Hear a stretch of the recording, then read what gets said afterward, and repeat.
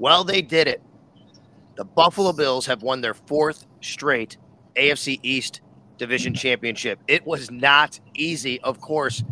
They did it by winning in Miami 21-14 in a game that looked a little bit bleak as it was going on, with the offense struggling early on in the first half, some turnovers, and then finally, ultimately, getting a big play from special teams and then a lockdown defense in the second half. And they also did it by winning 5 straight games after the bye to close out the season. Welcome to It's Always Game Day in Buffalo. It is the post-game edition. It's the post-regular season edition.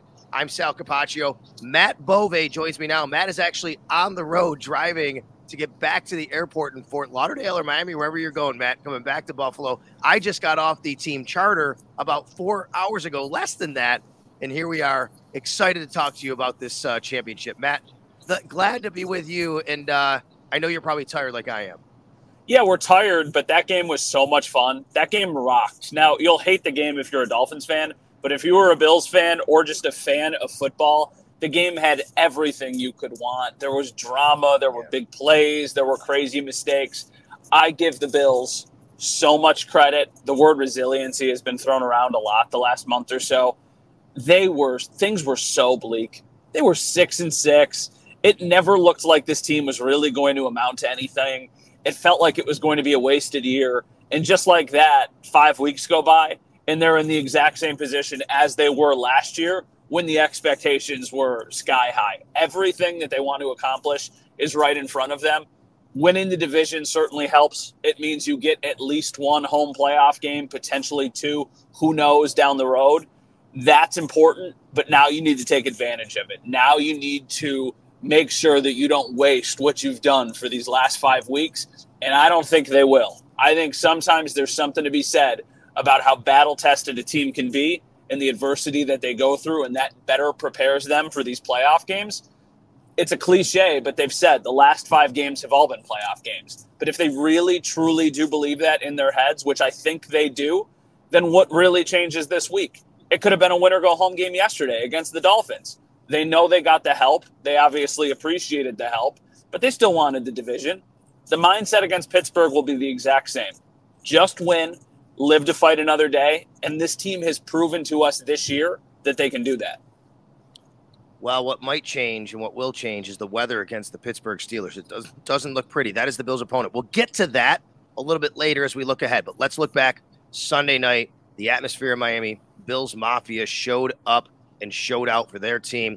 And Matt, it was not something that they were expecting necessarily, with the Bills driving and turning the ball over early on. They were looking at touchdowns that turned into turnovers. The Bills fall behind early.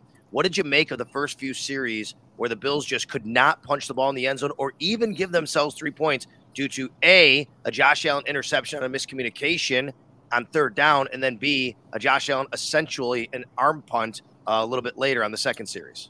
Self-inflicted wounds. I don't have as much of a problem with the second interception because it's fourth down. You need to throw the ball up. You actually saved yourself 20 yards by doing that.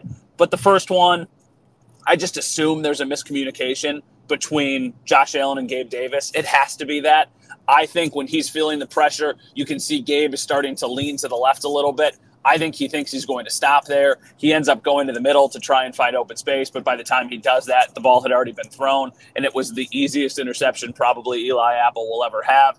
And then as far as the second one is concerned, I hated the play call. Now, after watching the replay again, it looks like they had Kincaid in the flat, so Allen probably needs to see that. But this is the Josh Allen experience. Sometimes you have to take the good with the bad, and when he's rolling to his right, oftentimes he makes that crazy, exceptional play. This was a time where he did not do that. So I just think that the mistakes were plentiful in the first half. They're really, really frustrating, but they're also kind of something we've come to expect, and they've been able to overcome them more times than not. That does not mean this needs to be a trend or this needs to be something that happens every single week. You do not want to give the Pittsburgh Steelers 2 or 3 turnovers. That would be atrocious for you. But at the same time, if you do, you've got a quarterback who might be able to overcome the deficit that they put you in. Self-inflicted wounds. You cannot do that to let teams hang around, especially teams that you're better than. And honestly, they probably should have won yesterday by 2 touchdowns or more the way the game was played. The only thing that the Dolphins did well was take the ball away. And run the ball in the first half. The Dolphins ran for 101 yards in the first half. It looked like they really had something. The Bills did a great job in the second half of adjusting, holding them to just 7 yards rushing. But before that, we get right before halftime. The Bills have another opportunity to punch it in. They're down 14-7. Josh Allen with 11 seconds left after James Cook drops a ball that he should have had for a touchdown. And I will say, I think maybe it was tough for him to see from the angle that it got maybe caught right in front of him. There was like a guy running. Maybe he was screened a little bit, but got to come up with that because it hit his hands there. But after that, Josh Allen with 11 seconds left throws the ball in the middle of the field with no timeouts left to Ty Johnson, who looked like, hey, he's going to get in. Great play by the defender for the Miami Dolphins. The Bills stay out of the end. They come away with no points. During halftime, the halftime interview with Melissa Stark at NBC, Sean's not happy, and he says so. And I agree with him, Matt. You can't do that. You can't throw the ball in the middle of the field in that situation. You either throw it in the end zone or on the boundary or away to give yourself 3 points. And the Bills had another wasted opportunity. And it looked like this was one of these games that we saw so many times this year. The Jets, the Patriots, the Bengals, whatever it is, the Broncos, where the Giants, even though they won that game, it looked like one of those games on repeat. Yeah, it did. It's funny. It's not funny, but the Ty Johnson play was eerily similar to another play that happened actually against the Dolphins last year in the second regular season game when Josh is running out to the right and finds James Cook in the back of the end zone with no time left on the clock. So the touchdown turned out to be a brilliant, incredible play. But if it's an incomplete pass, once again, same situation. You leave points on the board. For Josh Allen, he needs to know, even though it looked like Ty Johnson could have got in, it was an awesome play. It was an illegal hit. It was helmet to helmet, but regardless, it should not have been a thrown ball. So I think in that one, if you don't have something in the end zone, you have to just throw it away. And Josh deserves most of the blame for these things.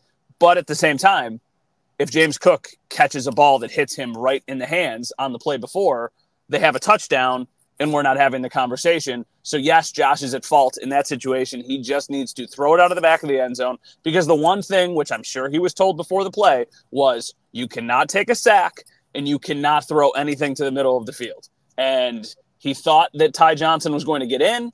He did not. So they gave up 3 points there at minimum. And in a game like this, 3 points could have been crucial. It felt like that was a really deflating moment, but lucky for them, in the second half, the defense really stepped up, and then Hardy kind of gave them the spark they needed.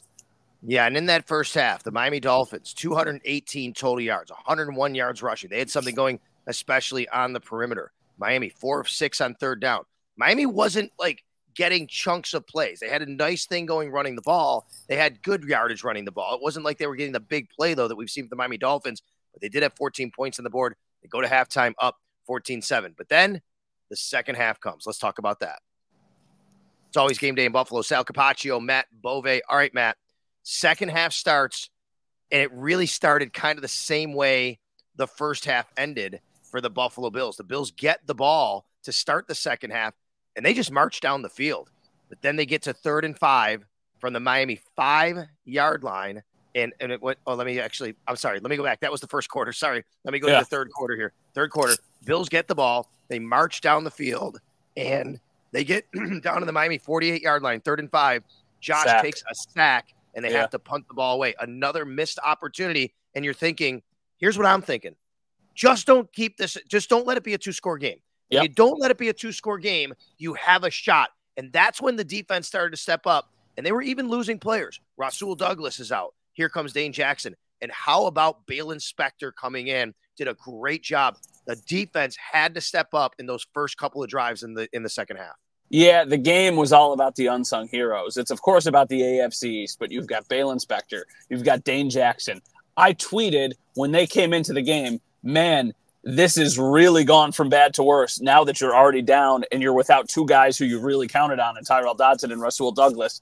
They did not skip a beat. They were awesome in this game. So you have those guys. You have Poona Ford, who makes the block on the Deontay Hardy punt return, which is just insane that he was even out on the field. You have the Deontay Hardy touchdown. You've got the Taylor Rapp interception at the end of the game. You've got Khalil Shakir having one of his best games of his career. You have Dalton Kincaid probably having the best of his career. So the entire game was about the unsung heroes, but especially on defense, to pitch a shutout against this team, and I know the Dolphins are also banged up, but at home, to hold them to 14 points after they scored 14 in the first half is the most impressive outing for this unit the entire season, and Sean McDermott deserves so much of that credit. Yeah, that's right. So let's talk about that defense in the second half. This is a stat for you, folks. The Miami Dolphins, 101 yards rushing in the first half, 7, not 70, not 17, 7 yards rushing in the second half. The Bills made a great adjustment to button up on the perimeter. Terrell Bernard talked about it at halftime and said, you know, they were getting them on the perimeter. The Bills made some adjustments. They made sure they shut that down. And Matt, I think because of that, I think Mike McDaniel got a little spooked, and they didn't really have an answer for that. And now the Bills kind of made them one-dimensional a little bit, and that's when they were able to get their secondary involved a little bit more to get their hands on some balls to break it up. A couple of fortunate drops from Tyreek Hill, to be quite honest with you. One was a nice play by Micah Hyde as well. But the Bills did a very nice job because they had a great second-half adjustment, and that's why in the second half, the possessions for Miami went punt, punt, punt, punt, no more than 4 plays any drive, interception at the end of the game. But we all know the game turned on Deontay Hardy's punt return.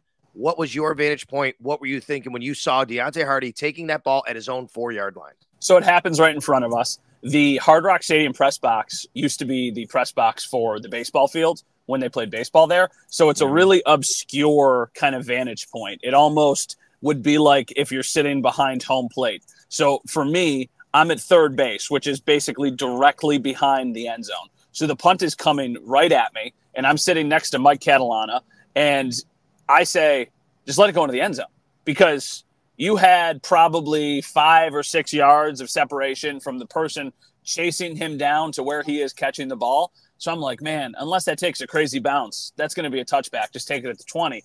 He takes it right when he breaks the first tackle. Then it's clear as day. Oh my gosh, he's going to take this. He's going to take this to the house. And it's so fitting for the game that was played that would be the play that kind of brought the Bills back into it. It felt like in a little bit of a way, even though we knew they made the playoffs, it felt like a little bit of a way that Deontay Hardy kind of saved the season. And I think the minute that happened, I think a lot of Bills fans were pretty juiced up and rejuvenated, thinking that this game is still very much within reach, because at that point, you had just forced the Dolphins to punt. The whole sequence was really impressive because Tyreek, they ruled it a catch, like a 14-yard gain that would have brought them around midfield, and Sean challenges the play. Now, Sean, historically, does not have any success challenging the play. It's overruled and reversed, ruled an incomplete pass. That pushes them back to 2nd and 15. On the next play, they take an illegal blindside block penalty, and that pushes them back another 15 yards. So then just like that, you go from 2nd and 1 at the 50 to 2nd and 30. I think they ran a draw play, and then they had an incomplete pass after that. So then that's when the punt return happens. So you're feeling good about the defense. Deontay Hardy makes this big, huge play. And then at this point, there's still like 14 minutes left in the fourth quarter. So there's a lot of game to be had. And then the stop on the next possession after the Hardy one was really when I was like, they're going to win this game. They're going to go down the field because they moved the ball well the entire game. I had no doubts that they would be able to get up and down the field offensively. My doubts were, and kind of snarkingly tweeted, after the beautiful back shoulder throw to Kincaid that set them up on that drive, and then they had the deep shot to Shakir. I was like, you can't have a red zone turnover if you don't get to the red zone. And then a couple plays later, they scored. And then that's when it was like, okay, yeah, I really do think that they're going to win this game, because I think one of two things is going to happen. Either the defense is going to make another stop because they look that good, or if the Dolphins score, I'm confident the Bills are going to go down the field and score again because they were moving the ball well. Yeah, I agree with you. I felt the same once that touchdown. From my perspective, and you probably did the same thing, the first thing I'm looking at is are there any flags on the play, right? All over. You're so used to flags all the time. You're so used to flags in that situation. It didn't happen. Hardy was not touched. I mean, he went 96 yards, 0 hands on him. He just took it. What, like you said, great blocking right up the middle. Bam, takes it to the house. You look, there's no flags. The minute that happened, Matt, being on the sidelines like I am, I mean, you literally, you know, you've been in situations, you've been in the stadium when you can feel the energy change, right? I mean, I felt the energy change. The Bills fans who were there were so the nervous anticipation, the disappointment of not getting in the end zone those few other times.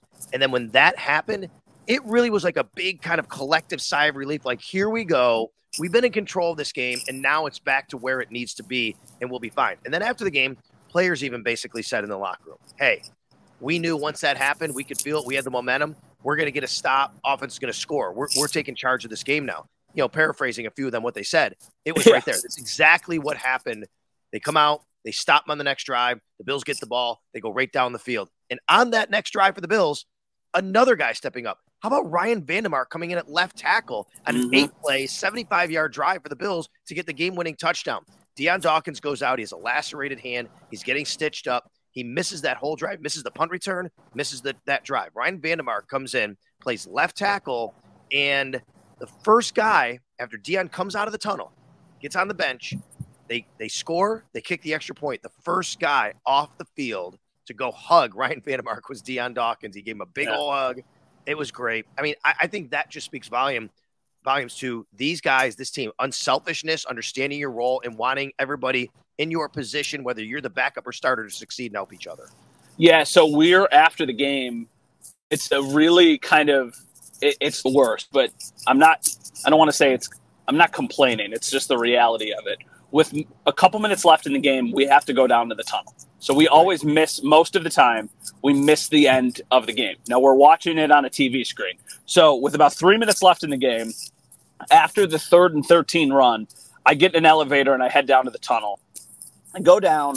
I'm watching the rest of the game on the TV. Right when the game ends, we run down to the Bills tunnel so we can get those guys coming in, and then obviously they have their interviews. Watching that team come off of the field yesterday, the energy, excitement, and honestly just relief that they all had. I know we can say, well, it's the most important game because it's the next game and every game is a must win and these have all been playoffs. They were so revved up yesterday, and I know it's a big win, but I do think that those kind of moments are contagious, and I think those are the things that can springboard a run here. And that's one of the reasons why I'm really optimistic that this team could make some noise. It just felt like they are so in sync with each other, and so many different guys stepped up for them, that the belief that they have in everybody on that roster is about as strong as it's been during the entire time in this era. You know what I mean? Like, the closest I think they've ever been to a Super Bowl, even though they have gotten farther, was the year that they had 13 seconds. And this is feeling eerily similar to that. You just obviously hope that it does not end in such a catastrophic way like it did that year. Just the guys that stepped up, the moments in the game, the different players in the game. Josh Allen having a terrible first half and just immediately, like in the second half. Did he have a terrible first half? Did he have a terrible first half? I don't think he had a terrible first half. I think he had two really bad decisions. One turned out to be a really bad throw as well, kind of. Yeah. And otherwise, I thought he played, he was dialed in. He was from the get-go. He was hitting guys. I don't think he had a terrible first half. I think he made a couple critical mistakes that cost the team, though. If you think the interception is on Gabe, I'm not saying you, I'm saying in general. Yeah. If you think the interception is on Gabe and he ran the route wrong, then maybe it's not as terrible as I said. But the simply inexcusable plays are the throw to Ty Johnson cannot happen. Like, I know that you're trying to let your guy make a play, and that is why Josh is such a freak. But in that situation, you cannot do that. And then the other one, I have no issue with the second interception because it basically was an arm punt. But I have an issue with him missing Kincaid, who was wide open, which would have continued to move the ball and then probably led to points. So in that instance, I feel like if you move the ball that well and only have 7 points, something went wrong. What I posted last night in the third or fourth quarter was, it is incredible that Josh Allen has the ability to be the best player in the game and the worst player in the game all in the same 60 minutes. And I feel like that's a little bit of what we saw yesterday. For the first half, I said terrible. You could say bad. You could say whatever you want. In the second half, the only bad play was the Christian Wilkins fumble, which is also a nice play from him. He was outstanding in the second half. And I think that's one of the differences between a guy who is truly elite like Josh and then a guy who is good like Tua. Because in the second half, Tua crumbled. and Josh shined. You know, it's interesting. I wonder, despite the 2 interceptions and the fumble, if Josh could still win the AFC Offensive Player of the Week. Matt, he was 30 of 38. That's 78.9%, 79%, 359 yards. Okay. And he had what, 15? He had 15 carries for 67 yards. He total, 426 yards of offense. I mean, he might win AFC Offensive Player of the Week again against the Miami Dolphins. Before we get to our final, segment and talk about the upcoming opponent, the Pittsburgh Steelers, and the look ahead, how about, you were right, I'm going to give you a lot of credit here, buddy. Leonard Fournette, he gets elevated. They inactivate Latavius Murray. It seems like it was the right choice. Leonard Fournette had a couple of runs where he needed to squeeze a couple extra yards out of it, and he did. Yeah, I think it was their first offensive possession of the game where it was 3rd and 1, and it was obvious that they were just going to turn around and hand it to Fournette, and he got him 5 yards. And there were a couple instances where he got those short yardage situations. This should be the norm. His nickname is Playoff Lenny for a reason. You should have him active. Well, now with the Ty Johnson concussion, he might just be active regardless of how they feel about Latavius Murray. But I think there's a world where Leonard Fournette is now getting the second most touches if Ty Johnson is unavailable. And Ty Johnson should not be punished for getting hurt. He has been really good for this team and has made some really good plays. But, yeah, I like Leonard Fournette, and in those short yardage situations, I do trust him. All right, Bills take on the Steelers Sunday at 1 o'clock. Let's talk about the look ahead. All right, Sean McDermott, I think, had a chance to exhale as well after the game, along with Bills Mafia. Caught up with him on the field for a post-game radio interview. Very raw emotions coming from Sean McDermott. It was really something. I've been getting a lot of people, tweeting about how they've never really seen or heard Sean in that moment. And we've been around Sean enough to know, Matt, we've seen him vulnerable and emotional, but that truly was some very, very raw emotion right after the game coming out from him. Oh, yeah, for sure it was. And even after he left the field with doing the interview with you, when he was hanging around in the post-game press conference room after, and then he was in the locker room for a little while, like you could just tell that this was a guy who feels like his team has really accomplished something, but also feels like they might just still be scratching the surface. And for Sean McDermott, this has been a really, really, really tough season for a lot of reasons. I mean, it was 5 weeks ago, and there was very serious discussions about whether this guy was going to be the head coach of this team long term, what was going to happen to him. And, I mean, he's completely put those to bed with this 5-game win streak that they're on. And if they go on a deep run, then, I don't think anybody's having a conversation. They got to beat the teams they need to beat. You have to beat the Steelers. And depending on what happens, if you beat the Steelers, then you probably got to win another game. But his job is safe, and I think what he did yesterday was maybe his most impressive outing of the year, given the stage. And it's not just the defense. It was the decision-making. They go for it on 4th and 1 at their own 35-yard line. I freaking loved that. Have the faith in your, ridiculously large human of a quarterback that he can jump over the pile, and he did. And I know it didn't work later in the thing. Oh, here's a question I have for you, because I've been thinking about this. Do you remember the play? So the crazy run from Josh Allen is 3rd and 13, okay? You're going to ask me about the penalty. Yes. Okay. I've had this question a few times. Hold on. I know what you're going to say. Yeah. Why did they accept it? Why did they decline it? Which one are you going to ask me? Because here's what happened. Yes. I think, and I'm sorry to cut you off, because I think I know what you're going to ask me. Here's the deal, folks. The Bills declined the penalty, I believe, even though it doesn't show up like that on the official play-by-play, and even though it didn't seem like that in the stadium. Here's why I say that. The Bills had the ball at their own on that drive. Hold on, let me look it up here. They had the ball at their own. Where was Josh? He was running. How much time was left? Okay. Bills had the ball 3rd and 13 at their own 34. I'm reading the official play-by-play in the game book, okay? Josh scrambles right for 15 yards. Penalty on Jalen Ramsey, 5 yards. Holding.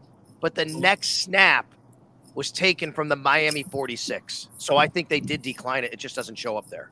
So if they declined it, why did the clock not run?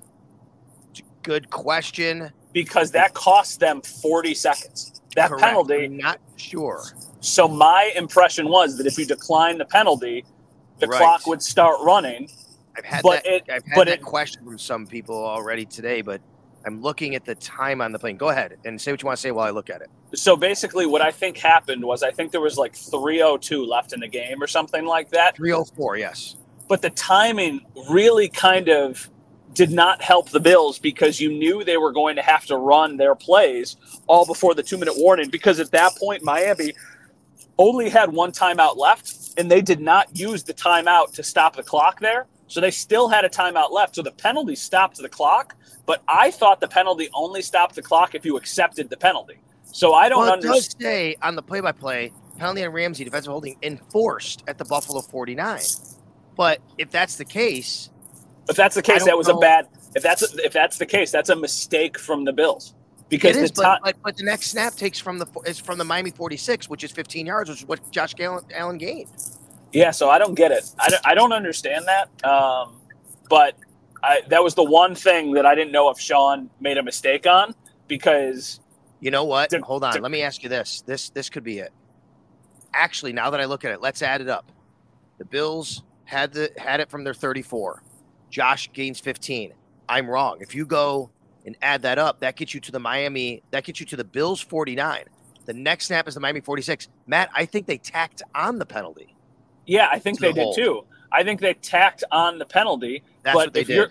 But if you're the Bills, can't you decline? Are you not allowed to decline that? I don't know. It's a good question. Maybe I should ask. Maybe I should look into it. I guess I should. But it looks like they got 20 yards on the play, not just 15. Yeah. And maybe that's why the clock stopped. I don't know. Yeah, I was just regardless, it was a really impressive day for Sean McDermott and his staff. For Matt Smiley, last week you give up a kick return. This week you get a punt return. And then, Sean was in his bag. I think Joe Brady responded well in the second half. I thought for a lot of the first half, even though they moved the ball well, Fangio was doing some things that kind of threw the Bills off. I was a little surprised they didn't come out with a little bit more tempo early in the second half, because that seemed to work in the first half. But maybe they were trying to just kind of settle Josh down a little bit and get him under center. So I think it was a nice day for the coaching staff. That was the one thing I've been thinking about, why that penalty was not something that they declined. But I wonder, I don't know the details of it. I'm going to look into it a little bit and see exactly what the clock rules are in that. It looks like they took the 15 and they got the penalty tacked on. So I'm going to look at the time on that. In the meantime, Super Wild Card Weekend. Here we go. The NFL gets things going on Saturday. It's going to be Browns at Texans, and then it's going to be Dolphins at Chiefs. The Bills obviously forced the Dolphins to go to Kansas City by beating them. Then it's going to be the Steelers at Bills Sunday at 1 o'clock, Packers at Cowboys, Rams at Lions Sunday night, and then the Eagles at the Buccaneers on Monday Night Football. All right, Steelers coming to town to take on the Bills, a Steelers team that, I just believe that this team, I don't know, Mike Tomlin's a witch or something. I have no idea how they got to 10 wins this year. I don't think they're all that good. They've had quarterback issues, obviously. They have a lot of offensive issues. They did make an offensive coordinator change like the Bills did. They've been winning games late like the Bills. A lot of similarities there. But, man, I think the Bills just have to be able to take care of this opponent. This is the dream scenario. I think if you would have chosen, and I think I said this to you. Yeah, in the last episode. Right. Rank the teams you'd like to play. I think the Steelers were the team we said. That's who you think you want to play. Yep, exactly. For me, it's Mason Rudolph. It's not this. Yeah. Well, assuming Mason Rudolph's going to play, right? They're not going to have Kenny Pickett go out there. Maybe. Well, I guess we'll see. Either way, you should be able to beat Mason Rudolph. You should be able to beat Kenny Pickett. And if that's your first round matchup in the playoffs, for as good as their defense is, their defense likely without T.J. Watt, by the way, because if his brother is right, they say rest and recovery for several weeks. And then, they avoided the worst case scenario. So T.J. Watt's the best player on that team. Without him, even though the defense is still really, really, really good, after watching what the Bills have been able to do during this 5-game win streak, you hold Patrick Mahomes to 17 points. You hold Dak to 10 points. You hold Tua to 14 points. You should be able to hold Mason Rudolph to something similar to that. And for as good as their defense is, I feel confident that the Bills will be able to, put up 24, 27 points, and that should be enough against this team. The one thing I will say is do not take anybody. This team, the Bills have a tendency to play up to their opponents and down to their opponents. They've almost lost to the Easton Stick-led Chargers. They almost lost to the Bailey Zappi-led Patriots. They did lose to Zach Wilson. They did lose to Mac Jones. The minute you get overconfident about these games is when you get super stressed out at the end because it looks like they're going to let it slip away. I think this is the biggest line of opening weekend. I think the Bills are the biggest favorites in the league this weekend. The fact that they're at home just gives you that much. 9.5. Yeah. The fact that they're at home gives you a little bit more comfort because they've been pretty good there this year. But don't write off the Steelers. They're still, like you said, they're one of those teams that just kind of always hangs around and kind of always is in games, even though you don't think they should be. Yeah, the only thing that's really thrown a fly in the ointment here is the weather, Matt, to be quite honest with you. Now, I know it's Buffalo. I get it. And, you're still playing the Steelers. It's the ultimate equalizer. Look at the weather they played in at Baltimore. And I know they played the backups there, but you never know what can happen, right? The weather forecast right now, we are still 6 days out, obviously. The weather forecast right now for Orchard Park on Sunday, about 20 degrees, windy, and snow. That is not a great recipe for trying to, have both teams at their, I guess, full capacity to do what they want to do, I guess I'd say. Yeah, I hope, for the Bills' sake, you hope that changes as the week goes along here because we are still 6 days away. The one thing I will say is it all depends how much wind and how much snow. Because the Bills can operate with wind, and they can operate better than probably any team because their quarterback's got the strongest arm in the NFL. As far as the run game is concerned, you're a bit concerned about Jalen Warren and Najee Harris because those are both good running backs who have different skill sets who can kind of make big-time plays. But still, even with bad weather, they played in bad weather against the Ravens and snuck out a win. The Bills with Josh Allen should be able to beat them, regardless of the conditions. It's always game day in Buffalo. Sal Capaccio, Matt Bove. Sunday at 1 o'clock. Bills, Steelers. What are you thinking about the Dolphins-Chiefs matchup? Which, by the way, it's going to be worse weather in Kansas City, I think, Matt. It's going to be 0 degrees and snowing. Well, once again, you are not counting your chickens before they hatch. So if that's the case, you do not even really think about any of the matchups or anything until the Bills game has come to an end. So what are the outcomes? If the Bills win and the Chiefs win, it's Bills-Chiefs in Orchard Park, right? Okay, say it again. Let's see. Here's if the Bills win and the Chiefs win, then the Ravens would get the winner of the 4-5 game. That's correct. Yes. If the Bills win and the Dolphins win, the Bills get the winner of the 4-5 game, which is Texans-Browns. That's correct. Yes. Okay. So if you're somebody who is looking ahead, which I do not advise, I think you want the Dolphins to win.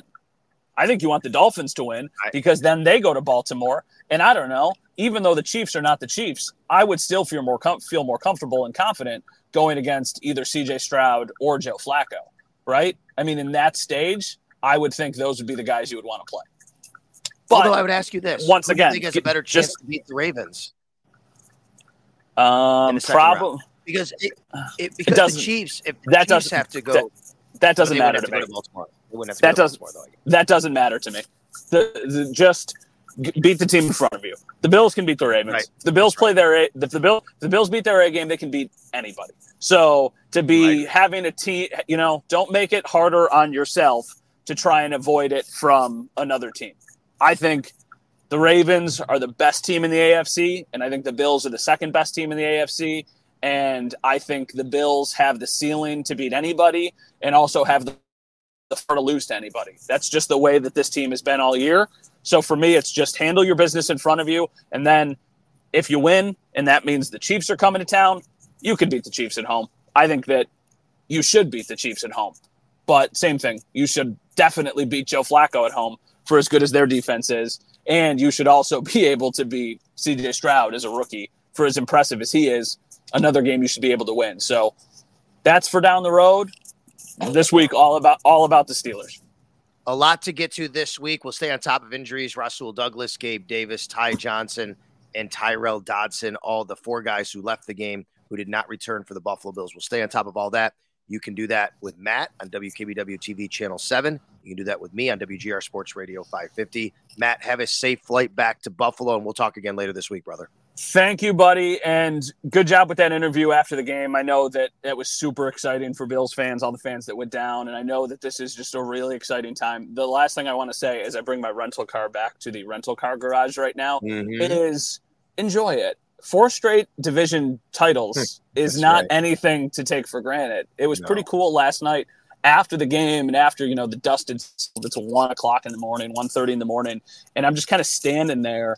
And I'm just flashing back to when the drought ended in that building and to see what this team has, even though they haven't really accomplished anything because they haven't won, the way that they have transformed this organization and become a consistent contender and a team that's probably going to continue to do this for several years is pretty remarkable. So enjoy it for a while and then shift your focus to – it's like, did you see the video from after the game of Josh going up to Steph and just yelling 4 more wins, 4 more wins? That's the mindset. That's the mindset for the teams. They're celebrating after the game. They're all going around. They're hugging each other. And Josh just goes up to Steph, and he's just like, 4 more wins, 4 more wins, 4 more wins. And he said it after the game. He's like, the T-shirts and the hats are cool. The division is cool. This is all about winning a Super Bowl. So enjoy this, and then we start talking about that other stuff.